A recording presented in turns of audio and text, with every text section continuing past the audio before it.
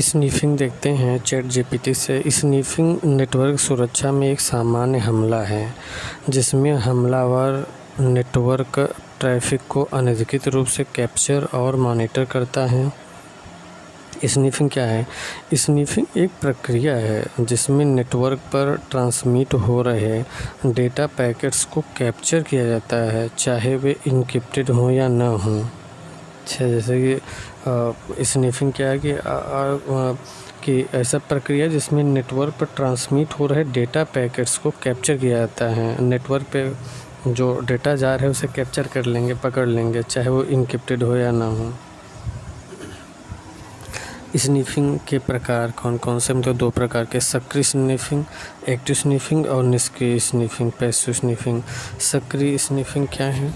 सक्रिय स्निफिंग में हमलावर नेटवर्क ट्रैफ़िक को बदलता या बाधित करता है और जानकारी कैप्चर करता है। यह आमतौर पर स्विच्ड नेटवर्क में होता है। जो सक्रिय स्निफिंग होती है, इसमें सक्रिय स्निफिंग में हमलावर नेटवर्क ट्रैफ़िक को बदलता है या बाधित करता है और जानकारी कैप्चर करता है। यह आमतौर पर स्विच्ड नेटवर्क में होता है। निष्क्रिय स्निफिंग क्या है? निष्क्रिय स्निफिंग में हमलावर केवल नेटवर्क ट्रैफ़िक को सुनता है और बिना किसी रुकावट के डेटा प्राप्त करता है। यह हब आधारित नेटवर्क में होता है। जो निष्क्रिय स्निफिंग है, निष्क्रिय स्निफिंग में हमलावर केवल नेटवर्क ट्रैफ़िक को सुनता है और बिना किसी रुकावट के डेटा प्राप्त करता है। यह हब आधारित नेटवर्क में होता है।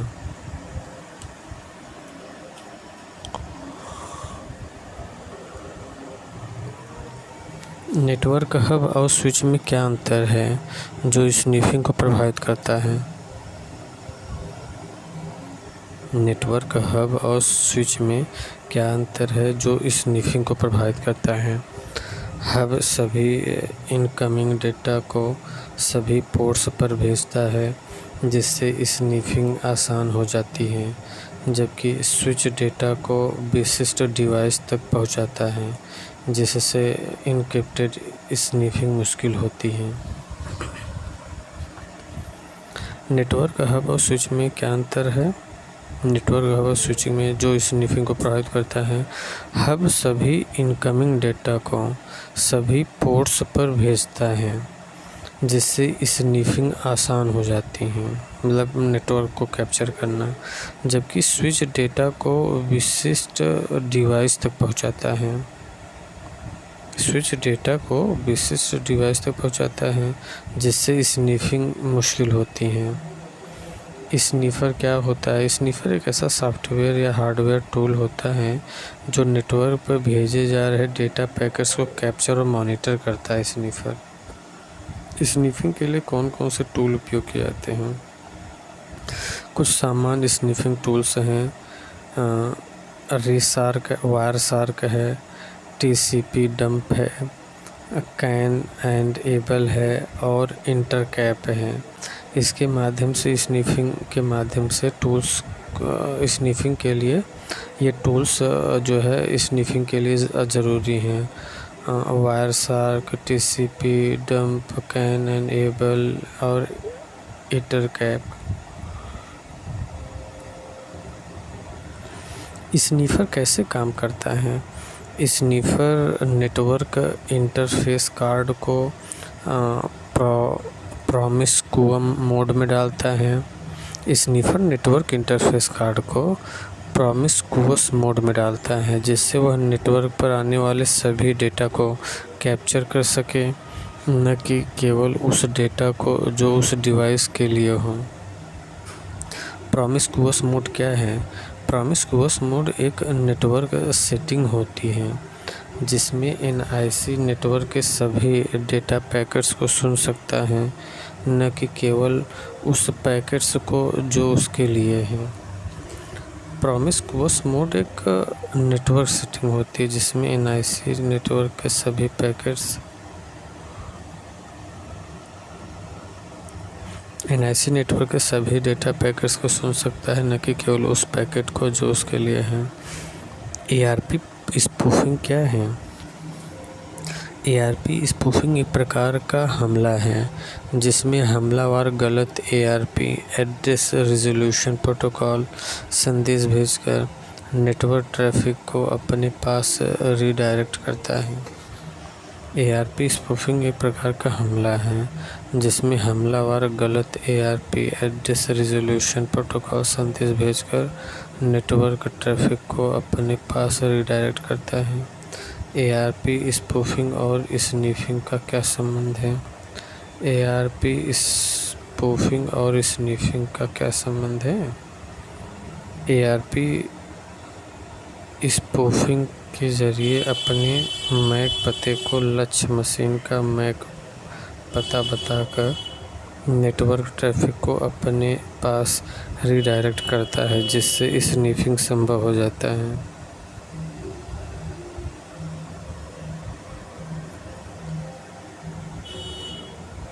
हमलावर ARP स्पूफिंग के जरिए अपने मैक पते को लक्ष्य मशीन का मैक पता बताकर नेटवर्क ट्रैफिक को अपने पास रीडायरेक्ट करता है, जिससे स्नीफिंग संभव हो जाती है। ARP स्पूफिंग और स्नीफिंग का क्या संबंध है? हमलावर ARP स्पूफिंग के जरिए अपने मैक पते को लक्ष्य मशीन का मैक पता बताकर नेटवर्क ट्रैफिक को अपने पास रीडायरेक्ट करता है, जिससे स्नीफिंग संभव हो जाता है। वायरशार्क क्या है? इसका उपयोग कैसे किया जाता है? वायरशार्क एक open source network packet analyser है जिसका उपयोग नेटवर्क ट्रैफिक को कैप्चर करने और विश्लेषण करने के लिए किया जाता है।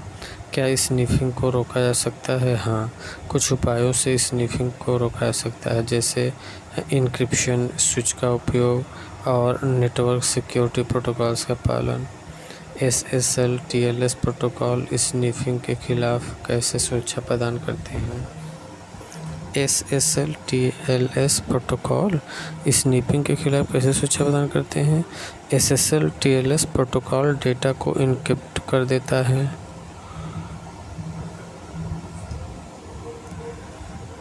जिससे अगर स्नीफर ट्रैफिक को कैप्चर कर भी लेता है तो उसे डिक्रिप्ट नहीं कर पाएगा। डोमेन स्नीफिंग क्या है? डोमेन स्नीफिंग में हमलावर DNS क्वेरीज को कैप्चर करता है और यूज़र को गलत डोमेन की ओर निर्देशित करता है।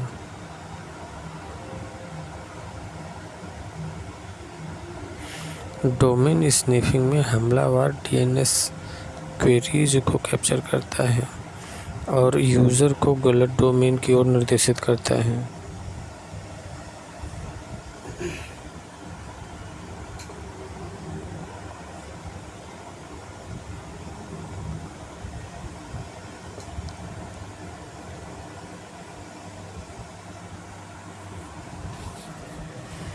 डोमेन स्नीफिंग में हमलावर DNS क्वेरीज को कैप्चर करता है और यूज़र को गलत डोमेन की ओर निर्देशित करता है।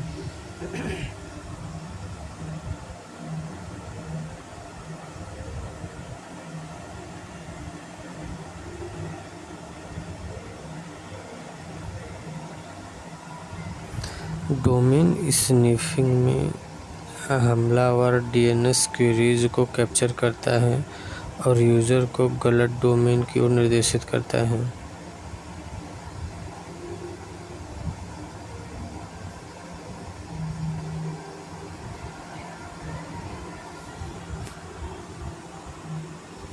डोमेन स्नीफिंग में हमलावर DNS क्वेरीज को कैप्चर करता है और यूज़र को गलत डोमेन की ओर निर्देशित करता है।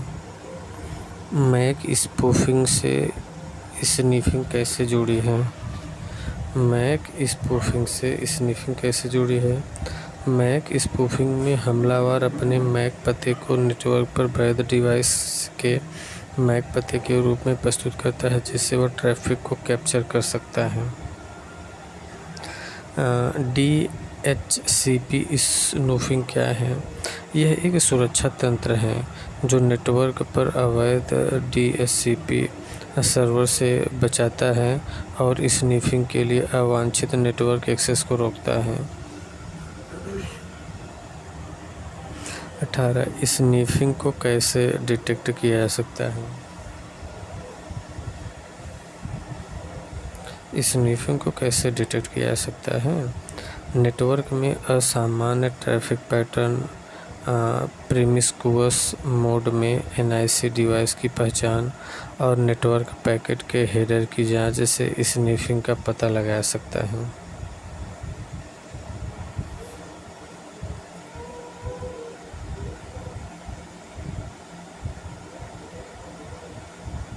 पैकेट के हेडर की जांच में स्नीफिंग का पता लगाया जा सकता है।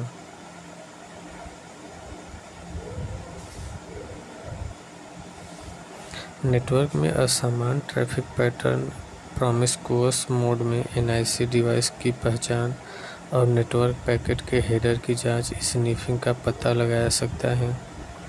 स्नीफिंग से बचाव के लिए कौन से नेटवर्क सिक्योरिटी उपाय अपनाए जा सकते हैं?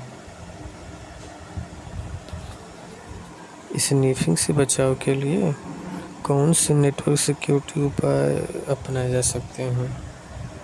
स्नीफिंग से बचाव के लिए कौन से नेटवर्क सिक्योरिटीज उपाय अपनाए जा सकते हैं?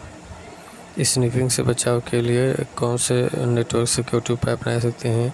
इंक्रिप्शन का उपयोग करके नेटवर्क सेगमेंटेशन और मजबूत पासवर्ड नीतियाँ, प्रॉमिस्कुअस मोड डिटेक्शन। डीएनएस स्नीफिंग क्या है? डीएनएस स्नीफिंग में हमलावर डीएनएस क्वेरीज को कैप्चर करके गलत डीएनएस सर्वर की ओर रीडायरेक्ट करता है, जिससे उपयोगकर्ता गलत वेबसाइट पर पहुंच सकते हैं। स्नीफिंग और man in the middle attack में क्या संबंध है? मैन इन द मिडिल हमले में हमलावर नेटवर्क के बीच में आकर डेटा को कैप्चर करता है और स्नीफिंग का एक उदाहरण है। स्नीफिंग और man in the middle attack में क्या संबंध है? मैन इन द मिडिल हमले में हमलावर नेटवर्क के बीच में आकर डेटा को कैप्चर करता है, जो स्नीफिंग का एक उदाहरण है। इनक्रिप्टेड डेटा स्नीफिंग से कैसे बचाता है? इनक्रिप्टेड डेटा स्नीफिंग से कैसे बचाता है? इनक्रिप्टेड डेटा को कैप्चर किया जा सकता है, लेकिन बिना इनक्रिप्शन की चाबी के उसे पढ़ा नहीं जा सकता। इनक्रिप्टेड डेटा स्नीफिंग से कैसे जाता है? इनक्रिप्टेड डेटा को कैप्चर किया जा सकता है, लेकिन बिना इनक्रिप्शन की चाबी के उसे पढ़ा नहीं जा सकता है, जिससे स्नीफिंग प्रभावी नहीं हो पाती। स्नीफिंग के क्या प्रभाव हो सकते हैं? स्नीफिंग के गोपनीयता उल्लंघन। स्नीफिंग से गोपनीयता उल्लंघन, संवेदनशील जानकारी की चोरी और नेटवर्क का दुरुपयोग हो सकता है। स्नीफिंग से गोपनीयता का उल्लंघन, संवेदनशील जानकारी की चोरी और नेटवर्क का दुरुपयोग हो सकता है। स्नीफिंग से गोपनीयता का उल्लंघन, संवेदनशील जानकारी की चोरी और नेटवर्क का दुरुपयोग हो सकता है।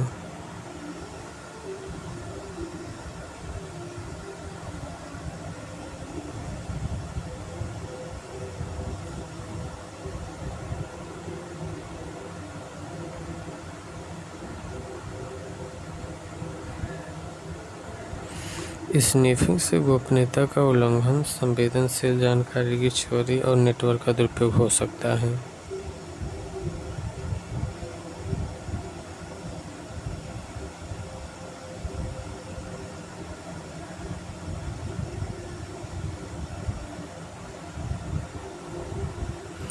स्नीपिंग और फिशिंग में क्या अंतर है?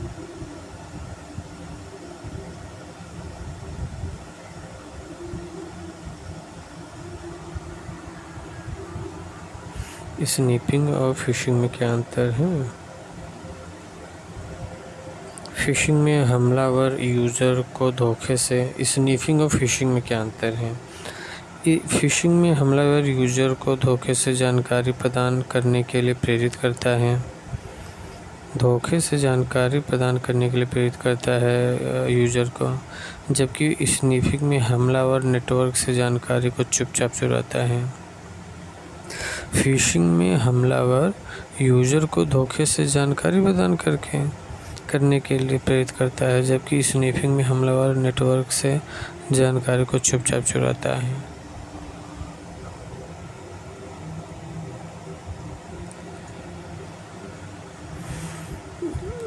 स्निफिंग से बचाव के लिए उपयोगकर्ता को क्या सावधानियां बरतनी चाहिए?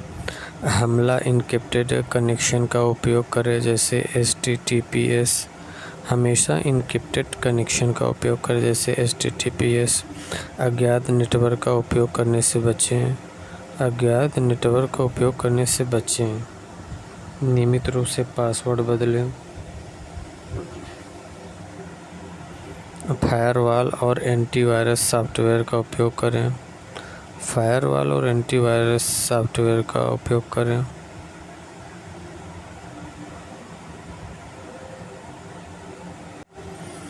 स्निफिंग क्या है? स्निफिंग ये नेटवर्क ट्रैफिक को मॉनिटर और कैप्चर करना स्निफिंग है। नेटवर्क ट्रैफिक को मॉनिटर और कैप्चर करना। निम्न में से कौन सा स्निफिंग का प्रकार नहीं है?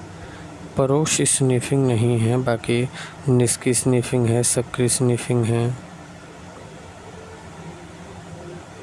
सक्रिय स्निफिंग किस नेटवर्क पर होती है?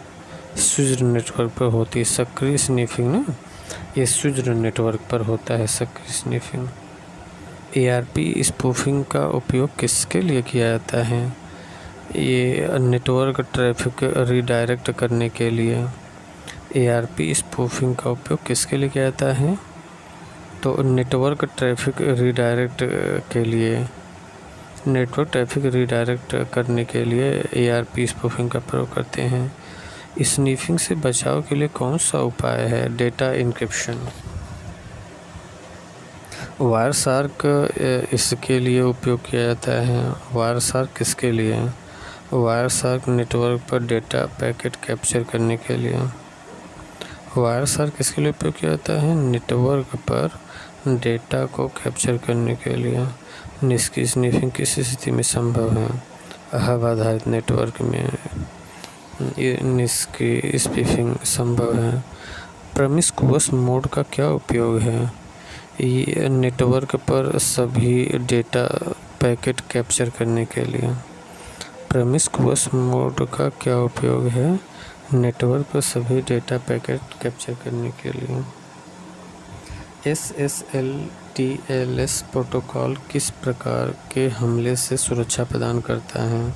स्निफिंग के मामले में SSL TLS प्रोटोकॉल किस प्रकार के हमले से सुरक्षा प्रदान करता है? स्निफिंग से।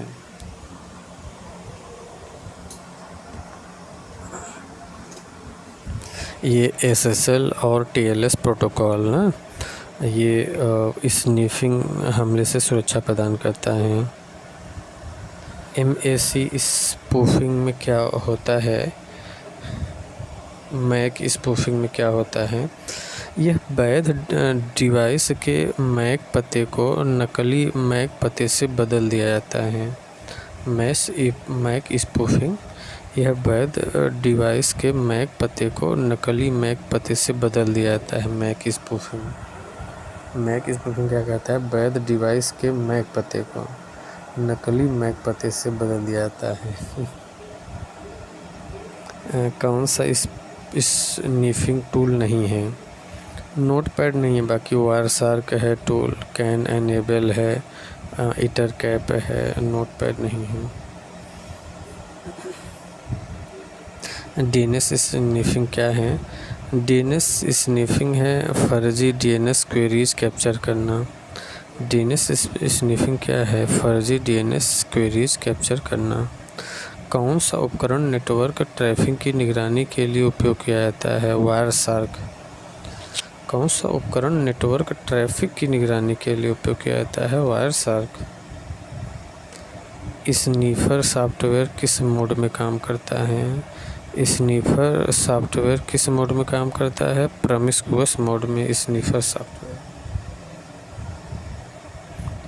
सॉफ्टवेयर किस मोड में काम करता है? प्रॉमिस्कुअस मोड में। Man in the middle attack क्या होता है?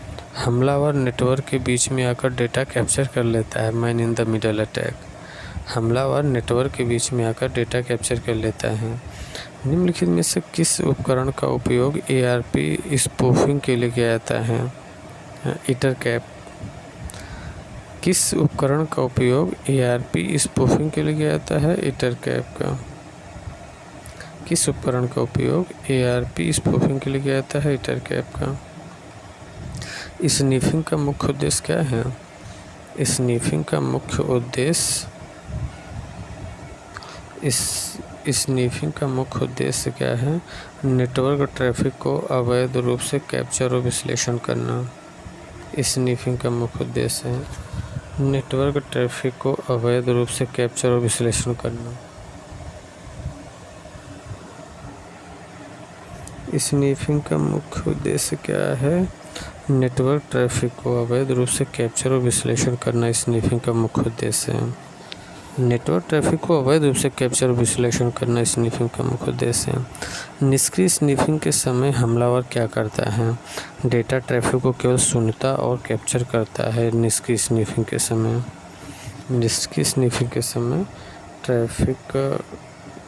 डेटा ट्रैफिक को केवल सुनता और कैप्चर करता है। नेटवर्क हब किस प्रकार का नेटवर्क उपकरण है? नेटवर्क हब किस प्रकार का नेटवर्क उपकरण है? डेटा को हर पोर्ट पर भेजता है। ये नेटवर्क हब ना किस प्रकार का नेटवर्क उपकरण है? ये डेटा को हर पोर्ट पर भेजता है। स्नीफिंग के परिणाम स्वरूप क्या हो सकता है? स्नीफिंग के परिणाम स्वरूप डेटा की चोरी और गोपनीयता का उल्लंघन हो सकता है। स्नीफिंग के परिणाम स्वरूप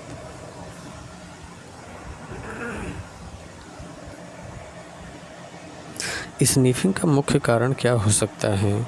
नेटवर्क ट्रैफिक कैप्चर कर संवेदनशील जानकारी चुराना स्नीफिंग का मुख्य कारण हो सकता है। नेटवर्क ट्रैफिक कैप्चर कर संवेदनशील जानकारी चुराना। DSCP स्नूफिंग किसे रोकने में मदद करता है? DSCP स्नूफिंग किसे रोकने में मदद करता है? अवैध DSCP सर्वर। DSCP स्नूफिंग किसे रोकने में मदद करता है? अवैध DSCP सर्वर। स्नीफिंग से रोकने के लिए किस तकनीक का प्रयोग किया जा सकता है? ये डेटा इंक्रिप्शन का।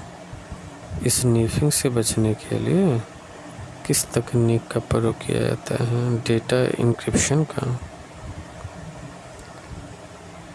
DHCP स्नूफिंग किसे रोकने में मदद करता है? अवैध DSCP सर्वर को। स्नीफिंग से बचने के लिए किस तकनीक का प्रयोग किया जाता है? डेटा इंक्रिप्शन का। स्नीफिंग से बचने के लिए डेटा इंक्रिप्शन प्रयोग किया जाता है।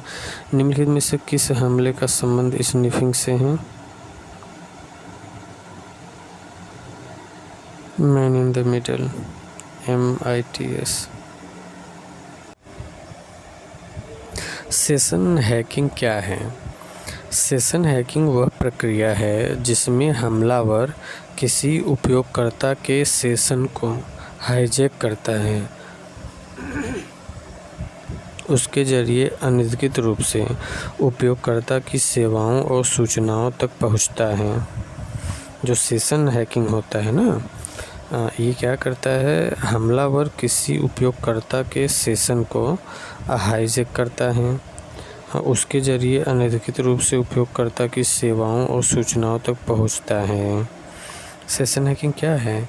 सेशन हैकिंग एक हमला है जिसमें हमलावर किसी सक्रिय सत्र सेशन का मतलब होता है सक्रिय सत्र, आप जो काम कर रहे हैं। हमलावर किसी सक्रिय सत्र सेशन की जानकारी को चुराकर उपयोगकर्ता की पहचान के साथ अनधिकृत कार्य करता है। हमलावर किसी सक्रिय सत्र सेशन की जानकारी को चुराकर उपयोगकर्ता की पहचान के साथ अनधिकृत कार्य करता है।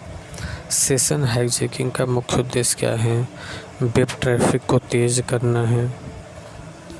वेब ट्रैफिक को तेज करना, उपयोगकर्ता की पहचान को चुराना और उनकी सेवाओं का अनधिकृत उपयोग करना, वेबसाइट को बंद करना और इंटरनेट स्पीड बढ़ाना।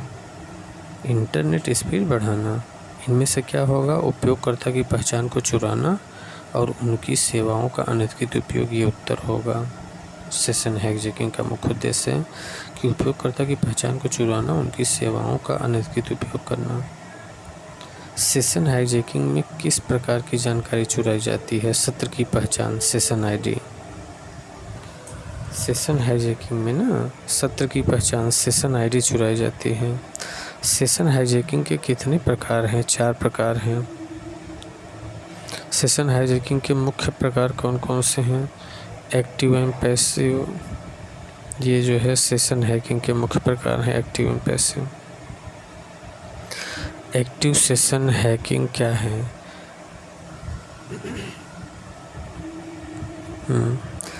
एक्टिव सेशन हैकिंग क्या है?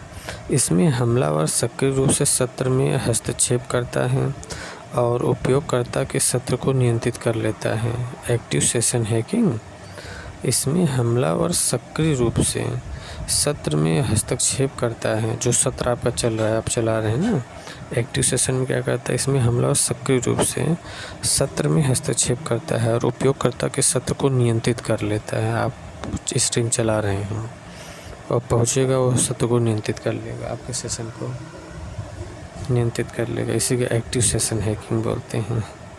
आप अपना प्रोग्राम चला रहे हैं, आप मान लीजिए यूट्यूब पे काम कर रहे हैं, आप अपना कोई सेशन चला रहे हैं, पहुंचेगा, हैक कर लेगा। Passive session hacking, passive session hacking में हमलावर केवल उपयोगकर्ता के सत्र को चुनता है और उसकी जानकारी चुराता है, लेकिन हस्तक्षेप नहीं करता। अच्छा, एक्टिव सेशन में क्या करता है कि हमलावर सक्रिय रूप से सत्र में हस्तक्षेप करता है और उपयोगकर्ता के सत्र को नियंत्रित कर लेता है। वो सक्रिय सत्र चल रहा है, उसमें पहुंचेगा, हस्तक्षेप करेगा और नियंत्रित कर लेगा। Active session hacking. पैसिव में क्या करेगा? हमलावर केवल उपयोगकर्ता के सत्र को सुनता और उसकी जानकारी चुराता है, लेकिन हस्तक्षेप नहीं करेगा। पैसिव में हस्तक्षेप नहीं करेगा, वो सत्र में घुसेगा, उससे हमले को चुरा लेगा, उनके सत्र को। सेशन फिक्सेशन क्या है? सेशन फिक्सेशन एक हमला है जिसमें हमलावर उपयोगकर्ता को पहले से निर्धारित सत्र सेशन आईडी के साथ लॉगिन करने पर मजबूर करता है। सेशन फिक्सेशन एक हमला है जिसमें हमलावर उपयोगकर्ता को पहले से निर्धारित सत्र सेशन आईडी के साथ लॉगिन करने पर मजबूर करता है। सेशन हाईजैकिंग में कुकीज़ का क्या महत्व है? कुकीज़ में सत्र की जानकारी स्टोर होती है जिसे चुराकर हमलावर उपयोगकर्ता के सत्र को हाईजैक कर सकता है। कुकीज़ में सत्र की जानकारी स्टोर होती है जिससे चुराकर हमलावर उपयोगकर्ता के सत्र को हाईजैक कर सकता है। कुकीज़ को सुरक्षित रखने के लिए कौन कौन से उपाय प्रभावी हैं? इसमें SSL TLS इंक्रिप्शन। SSL या TLS इंक्रिप्शन के माध्यम से कुकीज़ को सुरक्षित कर सकते हैं। सेशन हाईजैकिंग को रोकने के लिए HTTPS क्यों आवश्यक है? HTTPS डेटा को इनक्रिप्ट करता है जिससे हमलावर सत्र की जानकारी को आसानी से नहीं चुरा सकता है। सेशन हाईजैकिंग के लिए कौन कौन से टूल्स का उपयोग किया जाता है? इंटरकैप का, वायरशार्क का, कैन-एबल का, इसमें सभी का प्रयोग करते हैं। सेशन हाईजैकिंग के लिए किस टूल्स का प्रयोग करते हैं? इंटरकैप का, वायरशार्क का, कैन-एबल का, सभी करते हैं सेशन हाईजैकिंग के लिए।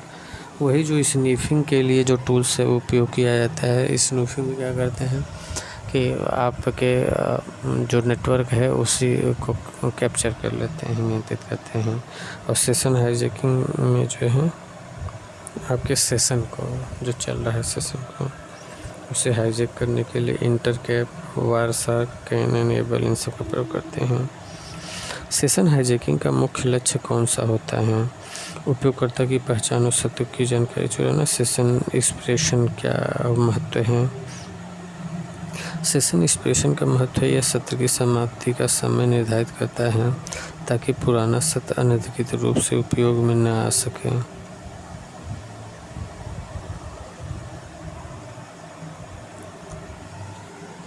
क्रॉस साइट स्क्रिप्टिंग, XSS और सेशन हाईजैकिंग का क्या संबंध है? XSS हमले के जरिए हमलावर उपयोगकर्ता की कुकीज़ और सत्र की जानकारी चुराकर सेशन हाईजैकिंग कर सकता है। क्रॉस साइट स्क्रिप्टिंग और सेशन हाईजैकिंग का क्या संबंध है? XSS हमले के जरिए हमलावर उपयोगकर्ता की कुकीज़ और सत्र की जानकारी चुराकर सेशन हाईजैकिंग कर सकता है। सेशन हाईजैकिंग का सबसे सामान्य लक्ष्य कौन सी सेवा है? उपरोक्त सभी है। सेशन हाईजैकिंग का सबसे सामान्य लक्ष्य है। सेशन हाईजैकिंग का सबसे सामान्य लक्ष्य कौन सी सेवा है? ऑनलाइन बैंकिंग आप कर रहे हैं, बीच में चुरा लेगा। ईमेल भेज रहे हैं तो बीच में चुरा लेगा। सोशल मीडिया को, उपरोक्त सभी। नेटवर्क लेवल सेशन हाईजैकिंग में कौन सी तकनीक का उपयोग किया जाता है? Packet sniffing.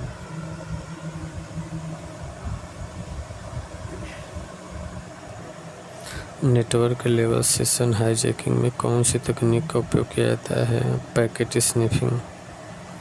सेशन हाईजैकिंग के लिए कौन सा प्रोटोकॉल सबसे सुरक्षित है? HTTP। सेशन हाईजैकिंग के लिए कौन सा प्रोटोकॉल सबसे असुरक्षित है? HTTPS होना चाहिए, तब वो हाईजैक नहीं कर पाएंगे। लेकिन सेशन हाईजैकिंग के लिए कौन सा प्रोटोकॉल सबसे सुरक्षित है? HTTP। सेशन हाईजैकिंग से बचाव के लिए कौन से उपाय आवश्यक हैं? उपरोक्त सभी है। सेशन हाईजैकिंग से बचाव के लिए कौन से उपाय आवश्यक हैं? सेशन हाईजैकिंग से बचाव के लिए SSL TLS का उपयोग। सेशन हाईजैकिंग से बचाव के लिए सभी का उपयोग कर सकते हैं। SSL TLS का उपयोग सुरक्षित कुकीज, सेशन एक्सप्रेशन और IP बाइंडिंग। सेशन हाईजैकिंग का मुख्य नुकसान क्या है? सेशन हाईजैकिंग का मुख्य नुकसान क्या है? नुकसान है कि उपयोगकर्ता की संवेदनशील जानकारी चुराई जाती है। सेशन हाईजैकिंग से बचने के लिए उपयोगकर्ता को क्या सावधानी बरतनी चाहिए? उपरोक्त सभी। हमेशा HTTPS कनेक्शन का उपयोग करें। सार्वजनिक वाईफाई का उपयोग न करें। ब्राउज़र कुकीज़ को सुरक्षित रखें।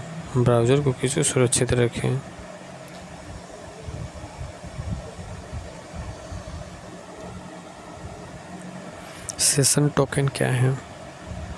सेशन टोकन एक अद्वितीय पहचानकर्ता होता है जिसका उपयोगकर्ता सर्वर उपयोगकर्ता के सत्र को पहचानने के लिए करता है। सेशन टोकन एक अद्वितीय पहचानकर्ता होता है जिसका उपयोग सर्वर उपयोगकर्ता के सत्र को पहचानने के लिए करता है। सेशन टोकन एक अद्वितीय पहचानकर्ता होता है जिसका उपयोग सर्वर उपयोगकर्ता के सत्र को पहचानने के लिए करता है। सेशन हाईजैकिंग से बचने के लिए IP बाइंडिंग कैसे उपयोगी है? सेशन हाईजैकिंग से बचने के लिए IP बाइंडिंग कैसे उपयोगी है? IP बाइंडिंग तकनीकी सत्र को एक विशिष्ट IP एड्रेस से जोड़ती है जिससे सत्र को हाईजैक करना कठिन हो जाता है।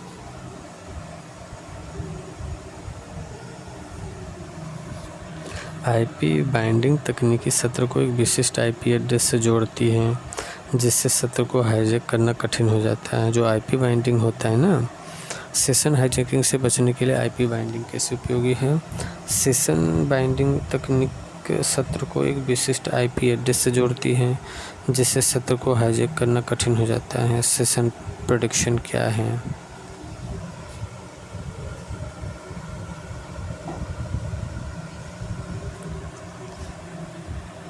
सेशन प्रेडिक्शन एक हमला है जिसमें हमलावर अनुमान लगाकर सत्र की ID का पता लगाने की कोशिश करता है।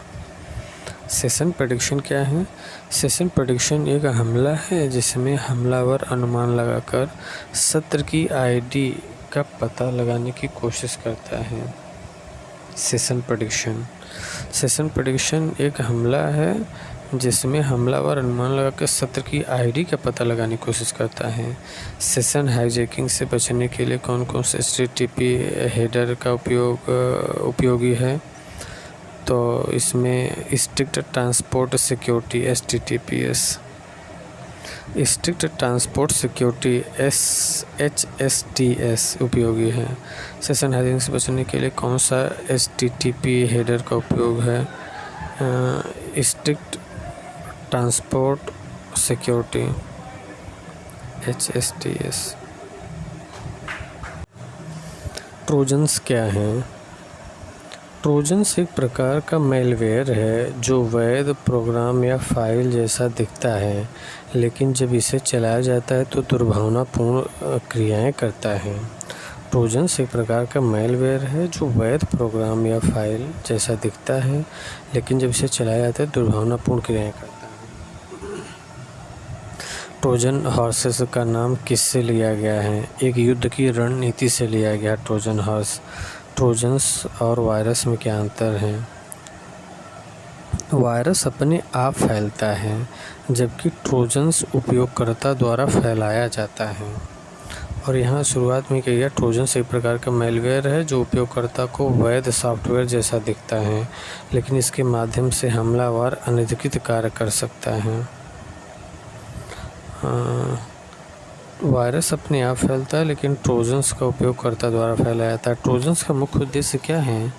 उपयोगकर्ता की जानकारी चुराना तथा सिस्टम को नियंत्रित करना है। ट्रोजन्स हॉर्स का उपयोग करके हमलावर क्या कर सकते हैं? सभी कर सकते हैं कि स्ट्रोक्स रिकॉर्ड कर सकते हैं, कंप्यूटर को रिमोट से कंट्रोल कर सकते हैं, सिस्टम फाइलों को चुरा सकते हैं। रिमोट एक्सेस ट्रोजन रेट क्या है? रिमोट एक्सेस ट्रोजन रेट क्या है? रिमोट एक्सेस ट्रोजन रेट उपयोगकर्ता के कंप्यूटर पर दूर से कंट्रोल प्रदान करता है, जिससे हमलावर उसका कंप्यूटर नियंत्रित कर सकता है। रिमोट एक्सेस ट्रोजन रेट उपयोगकर्ता के कंप्यूटर पर रिमोट एक्सेस ट्रोजन रेट जो है ना, उपयोगकर्ता के कंप्यूटर पर दूर से कंट्रोल प्रदान करता है, जिससे हमलावर उसका कंप्यूटर नियंत्रित कर सकता है।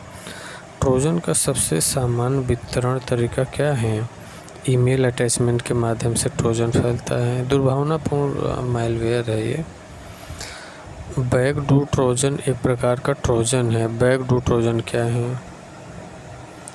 बैकडोर ट्रोजन क्या है? बैकडोर ट्रोजन एक प्रकार का ट्रोजन है जो हमलावर को रिमोट से सिस्टम पर एक्सेस प्रदान करता है, जिससे वो सिस्टम को नियंत्रित कर सकता है। बैकडोर ट्रोजन एक प्रकार का ट्रोजन है जो हमलावर को रिमोट से सिस्टम पर एक्सेस प्रदान करता है, जिससे वो सिस्टम को नियंत्रित कर सकता है। ट्रोजन का सबसे बड़ा खतरा क्या है? उपयोगकर्ता की जानकारी चोरी हो जाती है। ट्रोजन के जरिए हमलावर कौन से कार्य कर सकते हैं? ट्रोजन के जरिए हमलावर डेटा चुरा सकता है, स्पाई करना, कंप्यूटर को रिमोटली नियंत्रित करना, ये सब। ट्रोजन से संक्रमित होने पर कंप्यूटर में क्या लक्षण दिखाई देते हैं? सभी सिस्टम की धीमी गति, अनचाहे पॉपअप और अज्ञात सॉफ्टवेयर का इंस्टॉल होना। सब ट्रोजन्स के हैं लक्षण।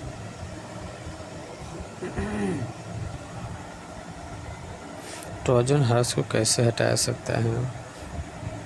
एंटीवायरस सॉफ्टवेयर से।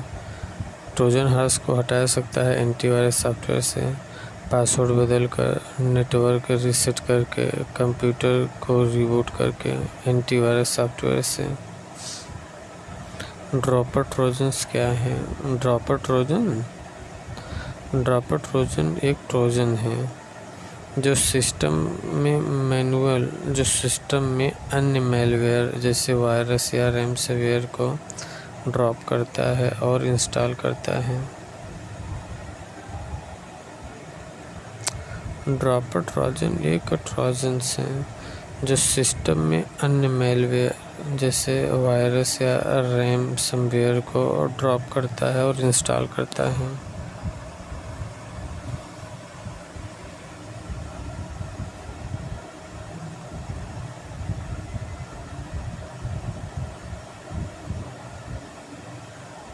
बैंकिंग ट्रोजन्स का उद्देश्य क्या होता है? बैंकिंग ट्रोजन्स का क्या उद्देश्य होता है? बैंकिंग ट्रोजन उपयोगकर्ता के बैंकिंग विवरण जैसे लॉगिन, क्रेडेंशियल और पासवर्ड चुराने के लिए डिज़ाइन किया गया होता है।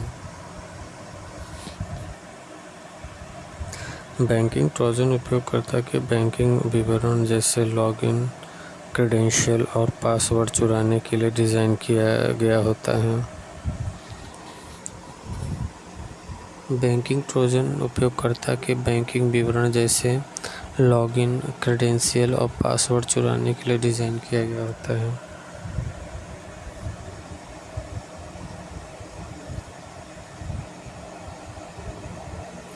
ट्रोजन को स्पॉट करने का सबसे आसान तरीका क्या है? एंटीवायरस स्कैन चलाना। ट्रोजन को स्पॉट करने का सबसे आसान तरीका है एंटीवायरस स्कैन चलाना। ट्रोजन्स को किस प्रकार से सिस्टम में इंस्टॉल किया जा सकता है? ट्रोजन्स को किस प्रकार से सिस्टम को इंस्टॉल किया जा सकता है?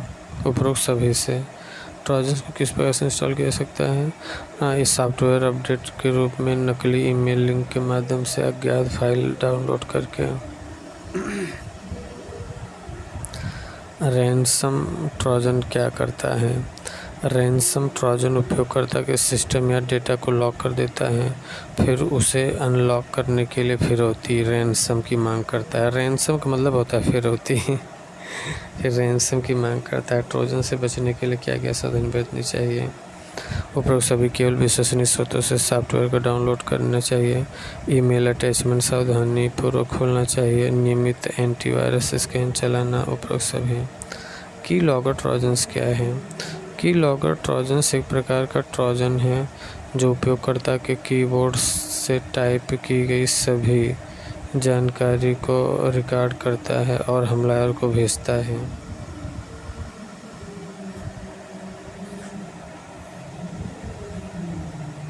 ट्रोजन हॉर्स को पहचानना क्यों कठिन है? क्योंकि ट्रोजन हॉर्स वैध सॉफ्टवेयर जैसा दिखता है, जिससे उपयोगकर्ता को यह समझने में मुश्किल होती है कि यह मैलवेयर है। ट्रोजन से संक्रमित फाइलों की पहचान कैसे की जा सकती है? एंटीवायरस स्कैन से। ट्रोजन से बचने के सबसे प्रभावी तरीका है कि नियमित रूप से सॉफ्टवेयर अपडेट करना, एंटीवायरस का उपयोग करना, अज्ञात ईमेल अटैचमेंट न खोलना। स्पाई ट्रोजन का क्या कार्य है? स्पाई ट्रोजन उपयोगकर्ता की गतिविधियों की निगरानी करता है और उसकी निजी जानकारी चुराता है। ट्रोजन से संक्रमित कंप्यूटर को सुधारने का सबसे पहला कदम क्या है? एंटीवायरस से पूर्ण स्कैन करना। किस प्रकार के ट्रोजन्स का उपयोग स्पैम ईमेल भेजने के लिए किया जाता है? स्पैमिंग ट्रोजन्स का। किस प्रकार के ट्रोजन्स का उपयोग स्पैम ईमेल भेजने के लिए किया जाता है? स्पैमिंग ट्रोजन का। बैकडोर्स क्या है? बैकडोर्स एक प्रकार की गुप्त विधि होती है जिसका उपयोग हमलावर सिस्टम या नेटवर्क में बिना सामान्य सुरक्षा उपायों को पार किए अनधिकृत पहुंच प्राप्त करने के लिए करते हैं। बैकडोर्स मतलब पीछे के दरवाजे से एक तरीके से कह लीजिए। बैकडोर एक प्रकार की गुप्त विधि होती है जिसका उपयोग हमलावर सिस्टम या नेटवर्क में बिना सामान्य सुरक्षा उपायों को पार किए अनधिकृत पहुंच प्राप्त करने के लिए करते हैं। बैकडोर्स का उपयोग किस लिए किया जाता है? सिस्टम तक अनधिकृत पहुंच के लिए बैकडोर्स का उपयोग करते हैं। बैकडोर्स मुख्य रूप से किसके रूप में होता है? वैध सॉफ्टवेयर के साथ छिपा हुआ होता है बैकडोर्स का मुख्य खतरा क्या है? सिस्टम में अनधिकृत नियंत्रण देना। बैकडोर्स आमतौर पर कैसे फैलता है? बैकडोर सभी से ईमेल अटैचमेंट से वैध सॉफ्टवेयर के अपडेट के रूप में नेटवर्क के माध्यम से। बैकडोर ट्रोजन क्या होता है? बैकडोर ट्रोजन एक प्रकार का ट्रोजन है जो हमलावर को रिमोट से सिस्टम तक पहुंच प्रदान करता है। कौन कौन से हमले बैकडोर का उपयोग होता है? कौन कौन से हमले में बैकडोर का उपयोग होता है? डिनाइल ऑफ सर्विस DOS में, डिनाइल ऑफ सर्विस अटैक में बैकडोर का उपयोग होता है। रैनसमवेयर अटैक में बैकडोर का उपयोग होता है। रैनसमवेयर में, सत्र हाईजैकिंग में। इसमें से कौन सा है? तो रिमोट एक्सेस अटैक में होता है। बैकडोर का उपयोग किस में होता है? रिमोट एक्सेस अटैक में होता है बैकडोर का उपयोग। बैकडोर को पहचानने का सबसे आसान तरीका क्या है? नेटवर्क ट्रैफिक की निगरानी करना। बैकडोर को पहचानने का सबसे आसान तरीका है नेटवर्क ट्रैफिकिंग की निगरानी करना।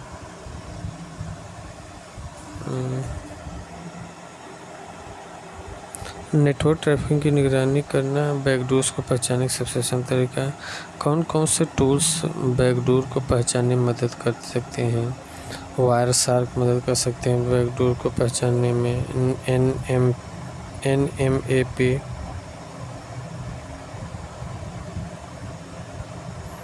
एंटीवायरस सॉफ्टवेयर, ये सभी जो है ना बैकडोर पहचानने में मदद कर सकते हैं। Wireshark, NMAP, antivirus software. Backdoor का सबसे बड़ा खतरा किसे होता है? सभी को बैकडोर का सबसे बड़ा खतरा किसे होता है? सामान्य उपयोगकर्ताओं को, सरकारी संस्थाओं और कंपनियों को, नेटवर्क व्यवस्थाओं को। बैकडोर को सिस्टम से हटाने के लिए क्या आवश्यक है? बैकडोर को सिस्टम से हटाने के लिए क्या आवश्यक है? C function. Antivirus scanner system format करना। बैकडोर को सिस्टम से हटाने के लिए क्या आवश्यक है? एंटीवायरस स्कैनर सिस्टम फॉर्मेट करना। बैकडोर को सिस्टम से हटाने के लिए क्या आवश्यक है? एंटीवायरस स्कैनर सिस्टम फॉर्मेट करना।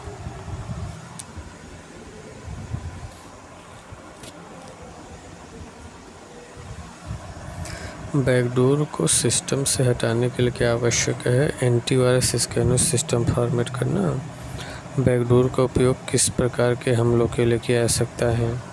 उपरोक्त सभी डेटा चोरी के लिए, DDoS अटैक के लिए, स्पाई करने के लिए। बैकडोर का उपयोग किस प्रकार के हमलों के लिए किया जा सकता है? डेटा चोरी के लिए, DDoS अटैक के लिए, स्पाई करने के लिए, सभी के लिए बैकडोर का उपयोग। बैकडोर और ट्रोजन में क्या अंतर है? ट्रोजन सिर्फ डेटा चुराता है जबकि बैकडोर रिमोट एक्सेस देता है। ट्रोजन क्या है ना, सिर्फ डेटा चुराता है। ट्रोजन सिर्फ डेटा चुराता है जबकि बैकडोर रिमोट एक्सेस देता है, मतलब दूर से वो चलाएंगे उसे। बैकडोर को फैलने के लिए किस तकनीक का उपयोग करते हैं? बैकडोर को फैलाने के लिए किस तकनीक का प्रयोग करते हैं? सभी का। SQL injection, phishing, social engineering, इन सभी का प्रयोग बैकडोर को फैलने के लिए किस तकनीक का? कौन से प्रकार के बैकडोर होते हैं? हार्डवेयर और सॉफ्टवेयर बैकडोर होते हैं। हार्डवेयर बैकडोर का क्या कार्य होता है? हार्डवेयर बैकडोर सीधे हार्डवेयर में एम्बेडेड होता है जो हमलावर को सिस्टम तक पहुंचने का एक स्थायी तरीका प्रदान करता है। हार्डवेयर बैकडोर सीधे हार्डवेयर में एम्बेडेड करता है और हमलावर को सिस्टम तक पहुंचने का एक स्थायी तरीका प्रदान करता है। बैकडोर से बचाने के कौन कौन से उपाय हैं? बैकडोर से बचाव के उपाय हैं, सभी हैं। सॉफ्टवेयर को नियमित रूप से अपडेट करना, फायरवॉल का उपयोग करना, सुरक्षित पासवर्ड का उपयोग करना। बैकडोर का पता लगाने के लिए नेटवर्क की निगरानी क्यों जरूरी है?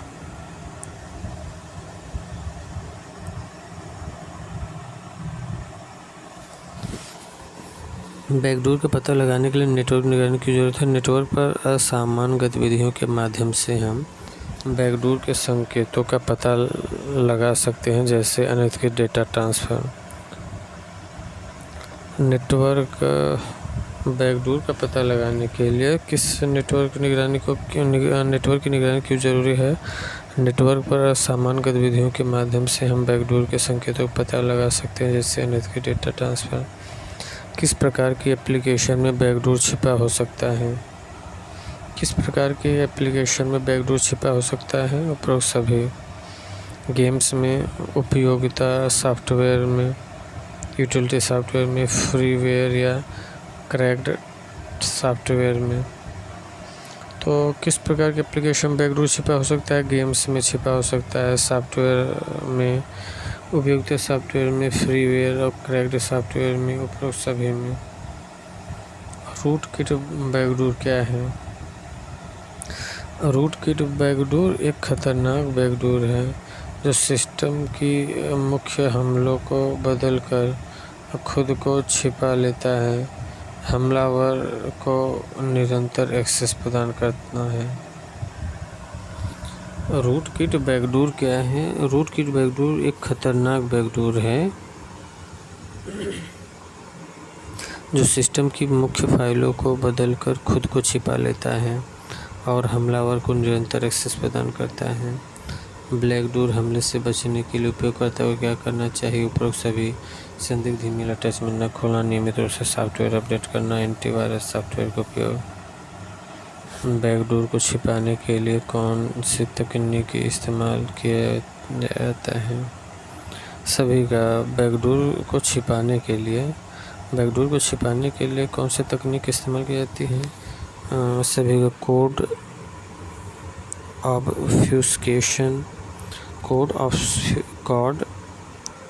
ऑब्फ्यूस्केशन, इनक्रिप्शन। बैकडोर को छिपाने के लिए इनक्रिप्शन, रूटकिट्स का उपयोग करते हैं, सभी का करते हैं। बैकडोर से डेटा चोरी को रोकने के लिए क्या किया जा सकता है? सभी। Network traffic analysis, data encryption, user प्रमाणीकरण की सख्त करना और उपरोक्त सभी। ज़ीरो पे बैकडोर क्या है? ज़ीरो डे बैकडोर या बैकडोर होता है जो सॉफ्टवेयर में पाए गए एक अज्ञात सुरक्षा खामी का उपयोग करके सिस्टम में अनधिकृत पहुंच प्रदान करता है। बैकडोर को बंद करने का सबसे प्रभावी तरीका क्या है? फायरवॉल को बंद करना। बैकडोर को बंद करने का सबसे प्रभावी तरीका क्या है?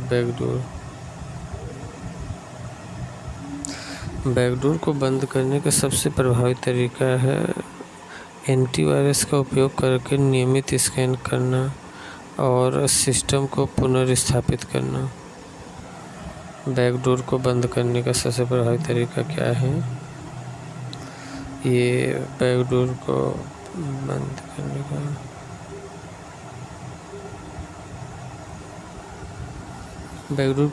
सबसे प्रभावी तरीका है एंटीवायरस का उपयोग करके नियमित स्कैन करना और सिस्टम को पुनर्स्थापित करना।